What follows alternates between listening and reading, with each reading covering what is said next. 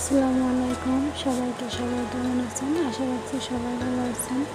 আজ 2 দিন video upload করতে পারি নাই, কারণ ভিডিও বানাইতে পারি নাই। তো একটু শরীর খারাপ, যার কারণে ভিডিও করতেও পারি নাই, তোমাদের মাঝে আপলোডও করতে পারি নাই। তোমরা যারা আমার ভিডিওগুলো দেখো বা আমি তোমাদের ভিডিওগুলো দেখি, হয়তো বা তোমাদের ভিডিওগুলো আমি এখন কম বেশি দেখতে পারতেছি না। তো তোমাদেরকে বলবো, তোমরা প্লিজ আমাকে ভুলে যেও না।